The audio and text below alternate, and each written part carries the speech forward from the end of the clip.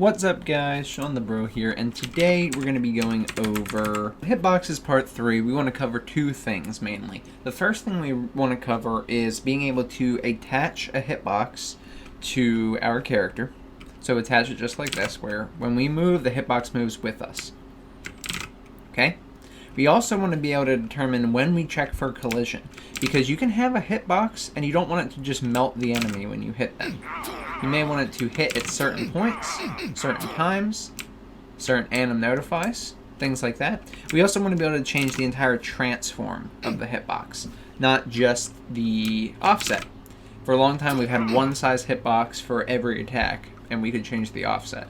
But we're going to switch that to an entire transform so that we can use an attack, and you can see I can rotate, scale it, and offset it all in one. So just like that. Now, if you have not watched the root motion episode, I'd highly recommend you do so, because you're going to want to use root motion here.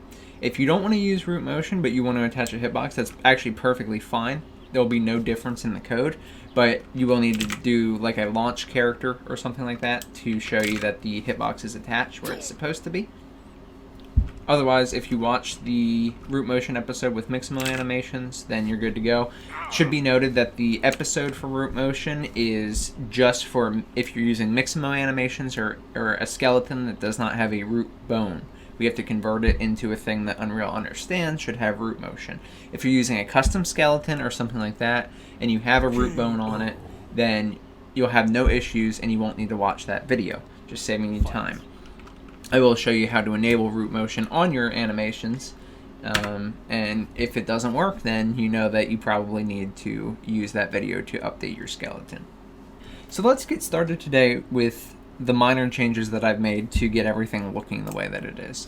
In my fighter template character, which I guess I should say this here, if you have not watched the series or you're new to this series, then we are at episode 54, so we're really far along into this series. If you'd like to catch up, I'll leave a link to the first episode in this iCard right here. What I went ahead and did is added another command called Hurricane Kick.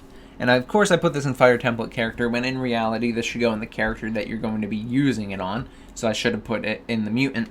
But to stray away from adding a bunch of changes in this episode that aren't related to hitboxes, I went ahead and just added it where we already had it. So I've added Hurricane Kick, which of course if you go to add another command, make sure you increase your size of commands in the constructor, and then access that new index, and then set your variables. So my name is Hurricane Kick. I had to press ASD, which is left, down, and right for player 1. And then it means I have used the command. Now, there is one other thing I want to go over before we get into hitbox stuff, which is just a little bug fix that I realized while doing this. In our start command function, where we actually trigger the command once the sequence has been found, we do want to make sure that we can only do this if the player can attack or not. I forgot to put this in here, so you're able to actually trigger a command at any point, even after you've won the round, so you can spam it while you're not supposed to be able to attack, and things like that. So adding this if can attack in your start command function will fix that if you've been following this series exactly. I just want to make sure you guys were aware of that. Okay, and now that we have that done, let me just show you how I got my animation in here. Now my commands to go from idle to the Hurricane Kick are the exact same as all my other commands. I basically grab the commands, grab the index I want, and make sure that the boolean is true, and if so, I can transition to the command. Then the state just looks like this. I have a few test cases that I was using for the root motion episode. But the important part here is this is the animation. So I'll keep this open. This is our Hurricane Kick. I have my started, active, and ended like you normally do. Started spawns proximity box, active spawns the actual hitbox, the strike hitbox, and the ended removes and cleans up everything and resets our state back to default. I also have some other Anim Notifies in here called Check Hurricane Kick Collision. And then I put them just at specified points throughout this animation. Usually when the foot that is out would be toward the player. Because remember, even if we're flipped, this is the direction that's going to be toward the player. Okay, so good. that's our animation. Feel free to add these Anim Notifies now or in a bit when you see what we're doing with them. But I just wanted to show you that. Now, let's get started with the actual hitboxes. So, for one, we do have a hitbox actor code class. And if you want to see that and create that, I'll leave a link in this iCard right here for hitboxes. But I'm actually not going to change anything with this today. I did add a boolean should attach, but I ended up not using it. So I'm just going to show you that I even still have my vector as a hitbox location. I did not switch this to a transform. And I'll explain why. So we're switching these hitboxes to not just have an offset of where we place them, but a transform. Transform includes location, rotation, and scale. I could have put a transform in here, and I know it's a little weird not to, but if you put a transform in here, then every hitbox you spawn has to have that transform value. Well, if we don't set the transform on the object, like actually have it where the hitbox has to hold that data, we can still set the scale, rotation, and location like we do in the animation blueprint without having a reference to those values that we spawn in at. And since we're spawning them at static values, values that we assign when we create the hitbox, then we don't have to be concerned about keeping a reference to that. With that said, I didn't feel it was necessary to update this and make the hitbox actor class take up more data. So this boolean, you can ignore it. I've added it, and I may play around with it because I have some ideas for if you don't have capabilities to use root motion in your game because your skeleton doesn't work and you are doing things a different way. I'm playing around with it. So I'm adding this in here. I'm showing you this just to let you know I have some things that I'm thinking about to potentially remedy some of those issues. But you don't have to do anything with it. We're not going to be using it today. If you want to add it, just in case it comes up later, feel free. Okay. Now, let's go into our Anim BP, but let's go into the event graph. I went ahead and updated my create proximity hitbox, create active hitbox, and create throw hitbox to use this transform instead of the location as I mentioned. So let me show you exactly how this works. I have a few down here where I haven't changed them. We already have our create proximity and create active hitbox functions, but I've gone ahead and I've switched out the offset Y or the Y offset or whatever we were calling it to be a transform, and I've simply called it transform. Well, the way you do it is A, change the name from offset to transform or whatever you'd like, and then instead of doing a float, just use a transform variable. Now, if you never want to rotate your hitbox or something like that, then you don't have to use a transform. You can have a vector for your location and scale. If you don't need your scale or whatever, you can use a vector and a rotator. Make sure you fit it to your needs. I'm going to use a transform just so you guys can see that we have the capability to switch location, rotation, and scale for all hitboxes. But all you do is click that and you're good to go. Now, because this is not something we can edit right on the spot, you'd have to like make transform and then fill out the data and return this. You can do that if you want. For me, I much prefer to just right click on the box and hit split struct pin. And then you'll see I've done that for the other ones. And then you can switch all the values right here. So these are the defaults, but you can see for location, I put -100 in this one, -60 on the rotation, -100, and 0.5 for the scale. So you can really play around with this. Now let's go into create proximity and create active and create throw hitboxes and make the adjustment. So in the function, you can also split the input parameters that we have. So this would normally be transform. In fact, I might be able to recombine them for you, but I'd have to disconnect all these. Let me do it so you guys can see it. So this is actually what it'll look like when you add a transform, just like this. So in the proximity hitbox, we only have type and transform. You can split it here too, so we can play with this a little bit better. So I split the location, I split the transform, and then I split the location again, because the scale can be all good, the rotation can be all good, and for the transform, I put the Y, because the Y is dependent on what direction we're facing. If we're left or right, if we're flipped or not, we have to move it to a different location. So I specifically split the Y, and then do the same logic we've been doing. I haven't changed any of the logic. But before we were setting a hitbox location and keeping that in the hitbox actor. And that's fine, and you can do that with the rotation and the scale, but I just thought it was easier to simply, after we set the location in the proximity hitbox, go ahead and use the rotation and the scale from the transform. These are the purple and the yellow line, whatever color this is. And then just type in set actor rotation, and you can uncheck this to actually get it to pop up. And you want to bring in your hitbox actor BP. That's this blue line that we're bringing into everything. You can bring this into the target, put in your rotation, and then teleport physics is fine. We don't really need to use that here. And there you go, that'll set your rotation. And then it's the same for set actor scale 3D. Now, if you really want to do it the right way, you could check context sensitive, drag off of your hitbox actor BP, and let's do it for the next one. Set actor scale 3D. So actor scale, of course, is, you know, how large your hitbox is in the given dimensions. Our scale is the yellow here, so you just drag the scale in, and you're good to go. And at this point, now we've set the location of our hitbox, the rotation, and the scale of our hitbox, and make sure that's all done before spawning the hitbox. Which I don't know why I did it like this. It's a little ugly. Let's clean this up a bit. Whoops, I did not mean to do any of that. So we were already doing this before, where we add to the proximity hitboxes and we spawn our hitbox, but make sure you're setting all this stuff before you spawn it. Okay, now this is the proximity hitbox, but the active and throws are the exact same. You can see I've gone ahead and I've split the location again to grab the Y, the rotation, and the scale, and they do the same thing. Set actor rotation, set actor scale 3D. And then we have some more stuff going on in the active, but let's just cover the throw just to be sure. Split the location, split the transform, and here's the actor rotation, set actor scale 3D. So I think you get that at this point. I'm going to close out of throw and proximity hitboxes. Now, create active hitbox. So in this one, we've also added another boolean on top of the transform. I've added a should attach boolean. Now remember I was playing around with that in code.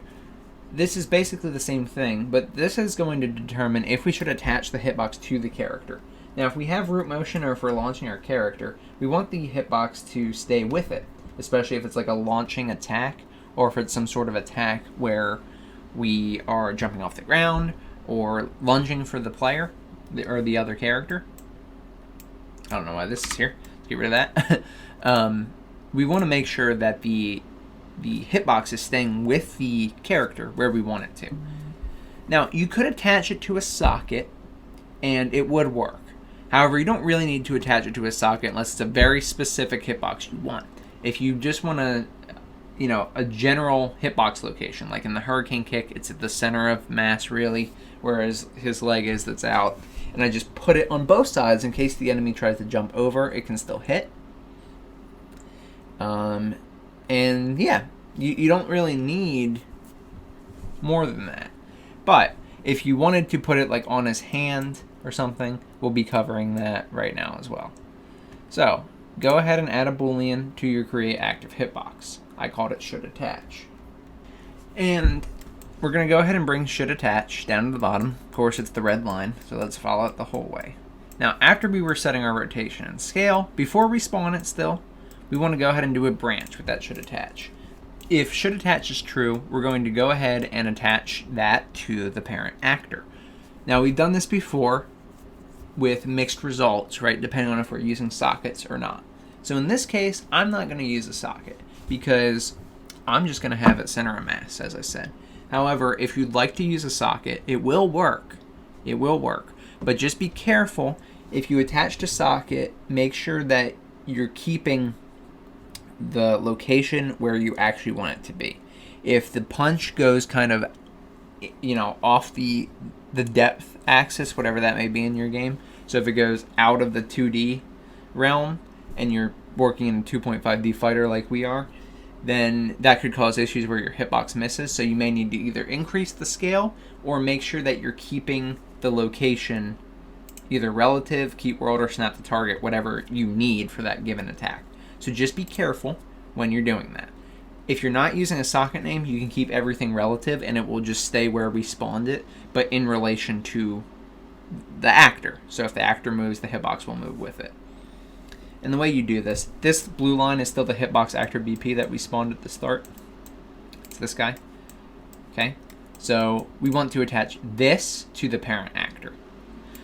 What I usually do, because there's like 3 different attached to actors, is I just drag off the hitbox actor BP spawn node, the blue thing, and then say attach to actor. It will put it as the target, and then we want to put our character reference as the parent, just like that. Okay, so that's what's going on here. And then we still want to spawn hitbox after we've attached, but if should attach is false, then we want to skip attach to actor but still spawn hitbox. You know, not all of our hitboxes should do that, so we don't want to do that every time, but we still got to spawn each time. Now the logic here is the same, where we're cleaning up the proximity boxes by adding active hitboxes, and that's good. But I've gone ahead and added a return node here, so that we can actually keep a reference to the hitbox without storing a bunch of references. That way, you know, we don't overload our game and use up all of our memory. If you go to your function, again, you can either click on it in the blueprint section down here, or you can go click on the initial node, but go make sure you bring this up in the details panel where you can see your inputs and outputs. Add an output parameter. This is what we're going to return. So at the end of the completed array, make sure you don't do this on the loop body, you'll return early. And you're completed after you clear the proximity hitboxes and then add your active hitbox. Go ahead and call return node. This output parameter, just make sure you make your hitbox actor BP. We're trying to keep a reference to the hitbox actor. So just do this as the type. I called it hitbox reference. And then drag off of your last node, return node. It'll say add return node. And then drag in the same blue line that we're using for everything. The same thing we use for target and attach to actor and all that. Drag it in right there, and you're good to go. Okay? Now once you do that, we have a reference to it until it gets destroyed, of course. So we do have to check if it's valid when we go to use it. But in certain cases, like this is the hurricane kick active. And what we're doing here, we say, yes, we should attach. And we've set the scale. No rotation, no location. So it's right at the center of our character, and we've increased the scale a little bit. I have all my values set up. It's a strike hitbox. And what I do is I take the hitbox reference, then I make sure that it's valid. I know there's like 3 different ways to make sure if something's valid.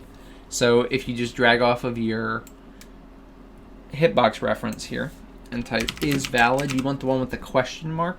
The one with the function will return a boolean, and that's fine. You can put it into a branch, but it's just more work than is necessary in this case. So if you just do the question mark, you get is valid. And then if it is valid, then I'm doing this thing called set timer by event. And essentially, you can put a time in here, and it will continuously call an event. And we can perform logic on that. So in this case, what I'm using this for is to check collision.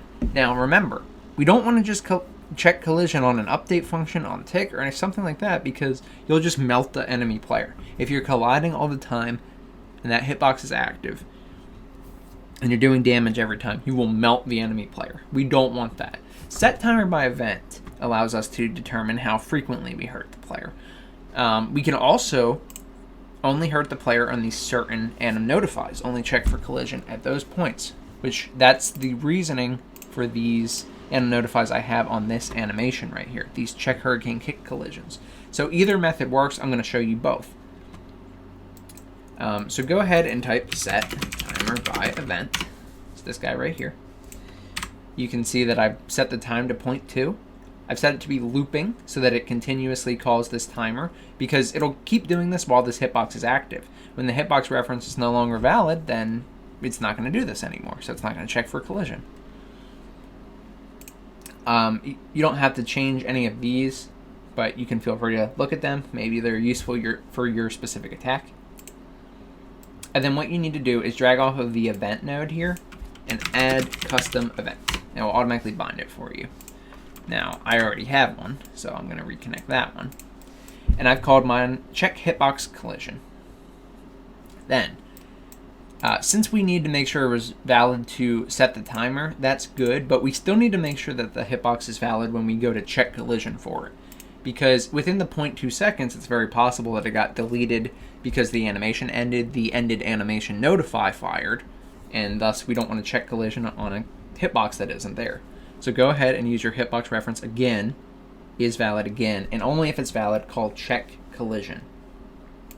Now, check collision is a function in the Hitbox Actor BP that we set up a long time ago. This is the way we regularly do our collision checks for taking damage and stuff. This is nothing new.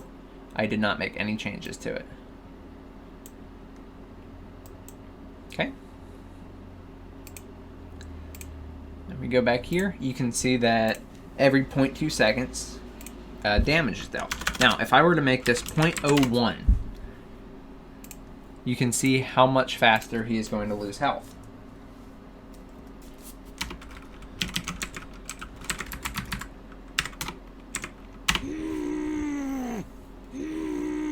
Okay, I need to build reflection captures, as the message up top left is telling me. Okay, so now, if I go to attack this guy, you can see I melted him, because every 0.01 seconds, this event was being called to check collision. But when I made it 0.2 seconds, I won't play it again because you already saw it, then it was a lot slower. I only hit him about 5 times or so. It's probably even less than that.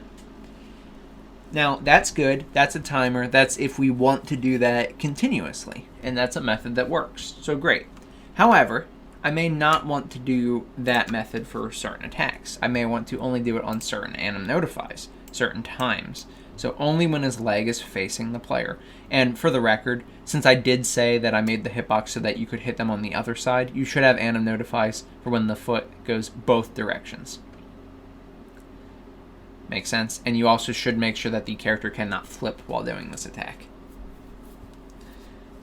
Okay, so now what we do is we grab our Anim Notify name and get the event for that. So check Hurricane Kick Collision. The way you do it, just type in your Anim Notify name and it will come up. You want the one that says event in front of it.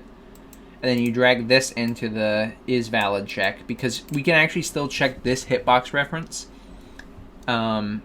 without doing any other logic. So just the fact that this was spawned and we kept the reference to it, if it's valid, it will still do this check collision. So now I think we only have 3 of these, so we should be able to hit a maximum of 3 times.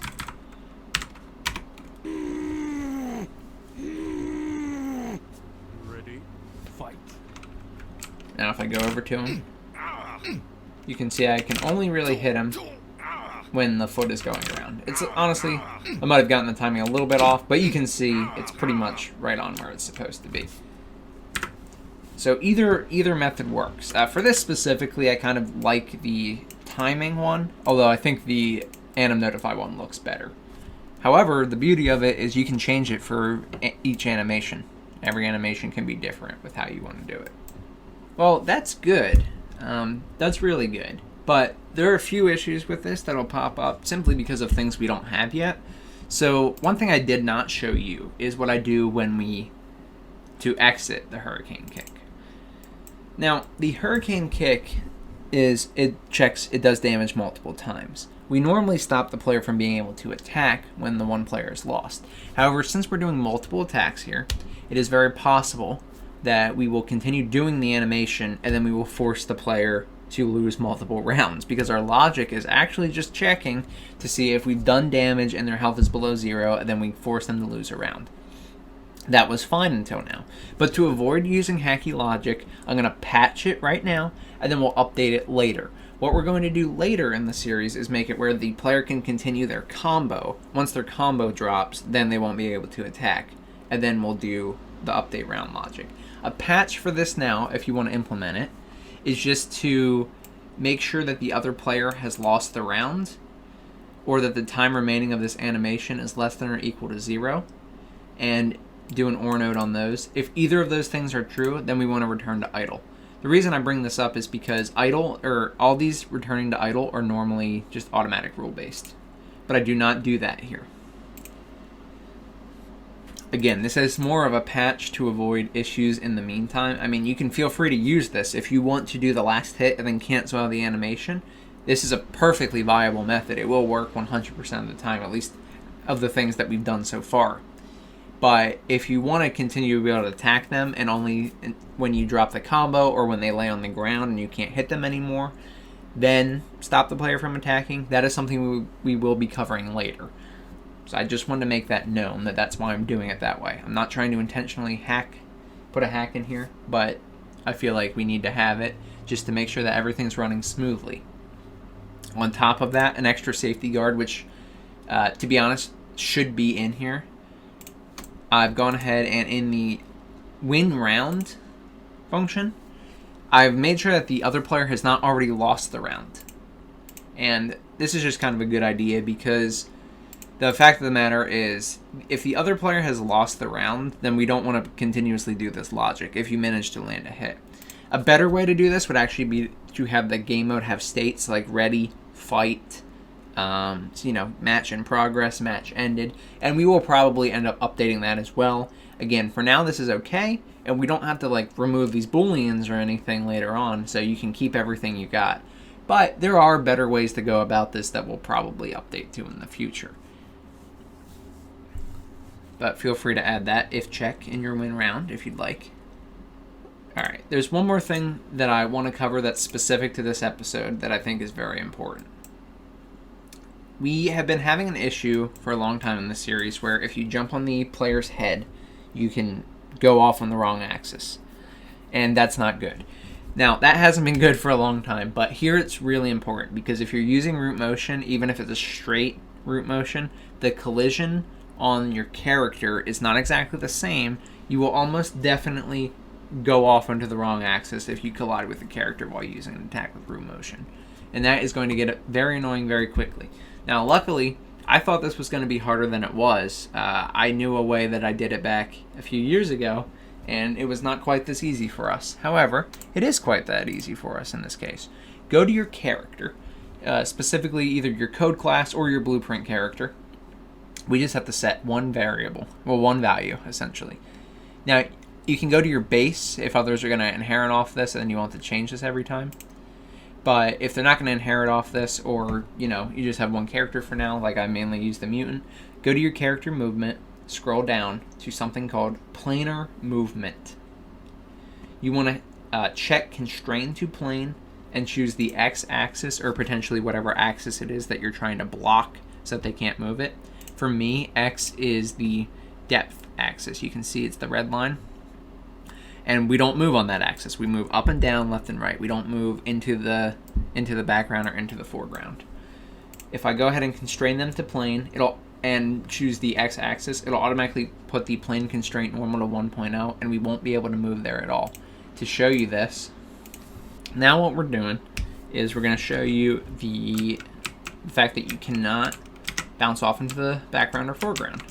So you could already see when I was hitting him with, if I could jump on him, jumping on him is not as easy as you might think. It does go off of our velocity already. But see, I jumped off of his head, and now I'm still in the right plane. I'm still right on the... Look at that. Now, we still bounce, and there's things we can do to avoid the bounce and just fall behind them. However, not going off into the wrong axis is very, very helpful. So that's another problem solved.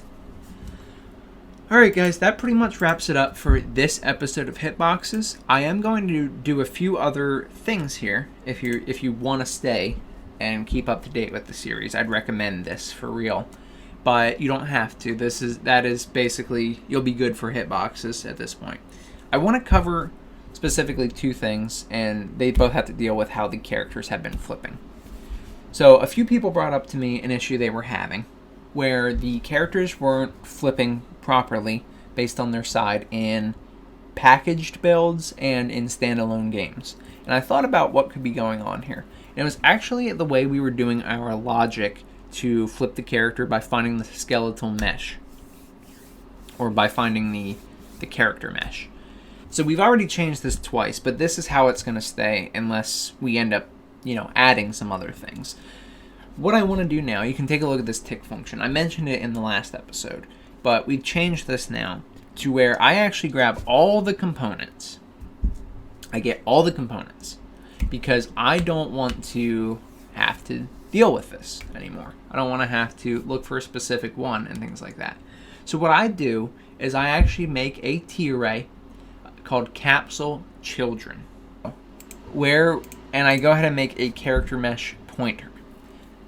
Now there's some cleaning up and things that we should do for this, but we haven't really gone over any of that yet, so we'll leave that alone for now. The important part here is where I have my Hitbox and all, which is something we created early on in the series. I go ahead and make this T array of uScene component pointers, and I call it capsule children. And then I make a uScene component pointer character mesh. I do these just to keep a reference to them. That way it's easier for me to track it and use it. I'm going to take these variables that I made and we're going to use them in our tick function to make sure that we can always find the character mesh. We're not basing it off of a location. We're not basing it off of an index. We're going to loop through. We're going to find the name, which should always be the same because Unreal has default naming conventions, and we're going to use that as the mesh. That way we can always flip it. So in tick, I'm making sure that we're not jumping and we have the ability to flip, making sure the other player exists before accessing his location because that could cause a crash. I'm making sure that we're on the right side to be able to flip, check if we're already flipped, and then here we go. When we go to find the character mesh, I'm changing it now. We get capsule component, get children components, which it essentially puts all the children components of the capsule into your second output parameter here, second input parameter here. So you get children components, true, include all descendants, so we look through all of them. And then I want to get the capsule children, or use the capsule children variable we created earlier to actually receive all these components. Then I do a for loop. Yes, a for loop on tick. I know it's not as optimal as it could be. However, at least we know we're always going to have the right value. I do essentially what's a for each loop that you see in blueprints. It's for auto child. So this is making a variable of this type, which is a uScene component type. Then I do if child getName.contains character mesh. Character mesh, again, is the default name that Unreal will give to your character's static or skeletal mesh. Then we do character mesh is equal to child. Remember our character mesh variable we made in the header file? Then I break if we find it. We no longer need to look for the character mesh. Then I do an if statement to see if the character mesh exists, if it's valid. If it is, then we do our flipping logic. Just to cut out a little bit of additional stuff that we didn't need, I went ahead and used the character mesh variable we have and just set the relative transform to the new transform. So you can now see what I've got here. I cut out a few lines so it's a little easier and a little bit better performance-wise. Then we still set our isFlipped boolean.